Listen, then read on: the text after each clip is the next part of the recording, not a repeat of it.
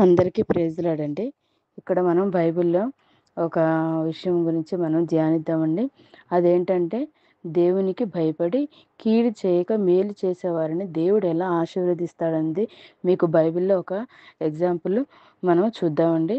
అదేంటంటే నిర్గమాకాండము మొదటి అధ్యాయము 15-21 వచనాలండి. అది నేను మీకు చదివి వినిపిస్తాను. చూడండి.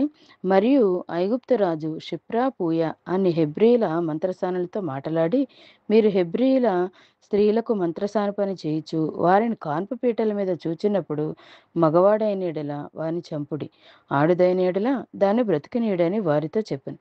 అయితే ఆ మంత్రసానులు దేవునికి భయపడి ఐగుప్తు రాజు తమకు ఆజ్ఞాపించినట్లు చేయక మగపిల్లలను బ్రతుకనీయగా ఐగుప్తురాజు ఆ మంత్రసాలను పిలిపించి, మీరెందుకు మగపిల్లలను బ్రతుకనిచ్చితిరి?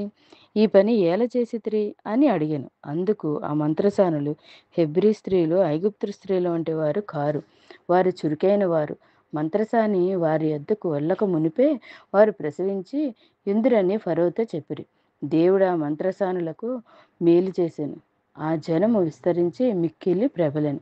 ఆ మంత్రసానులు దేవునికి భయపడినందున ఆయన వారికి వంశాభివృద్ధి కలిగి చేసెను.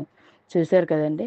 ఇక్కడ సందర్భం ఏంటంటే ఐగుప్తు రాజు యోసేపు తర్వాత కాలంలో ఐగుప్తు రాజు ఇశ్రాయేలీయులు ఎరుగనటువంటి రాజు వచ్చిన తర్వాత ఇశ్రాయేలీయులు యొక్క జనసంఖ్య చూసి వీరు మన మీద మన శత్రువులతో కలిసి మన మీద తిరుగుబాటు చేస్తారేమో అన్న భయంతో వాళ్ళు ఎక్కడ వాళ్ళని వ్యతిరేకిస్తారన్న భయంతో ఇశ్రాయేలుని చాలా భయంకరంగా శ్రమ పెట్టడం చేశారండి.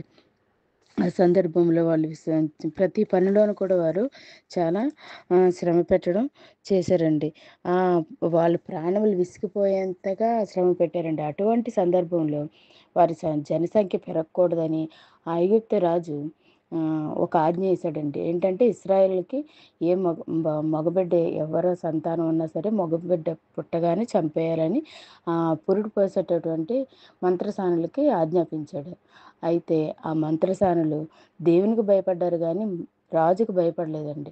అందుకనే దేవుడు వారిని ఆశీర్వదించాడండి. ఎలా అంటే వారి యొక్క మంత్రసానులు దేవునికి భయపడినందున ఆయన వారికి వంశాభివృద్ధి కలిగజేశాను. చూశారు కదండి. దేవుడు వారికి వంశాభివృద్ధి కలిగజేసేటండి. దేవుడు ఏ విషయంలోనూ కూడా ఏ విషయంలో అయినా సరే అండి తగిన ఫలితం మనం చేసే ప్రతి పనికి ప్రతి దానికి కూడా ఒక మంచి ప్రతిఫలం ఉంటుందండి. అందులో మేలు చేసే విషయంలోని మనకు కూడా దేవుడు ఎంత చక్కగా ఆశీర్వదిస్తాడనేది మనం ఈ వాక్యం ద్వారా మనం తెలుసుకోవచ్చండి. కాబట్టి మేలు చేయట మనకు చేతనైనప్పుడు మేలు చేయకుండా వెనక్కి తీయరాదని సామెతల గ్రంథంలో కూడా మనకి వాక్యం చెప్పబడుతుందండి. కాబట్టి మనం ఒకరికి మేలుకరంగా ఉండేలాగా తద్వారా మనము మన సంతానం ఆశీర్వదింపబడేలాగా దేవుడి కృప మన అందరి మీద ఉండేలాగా ఈ కొద్ది మాటలు దేవుడు దీవించును గాక అండి. Praise the lord.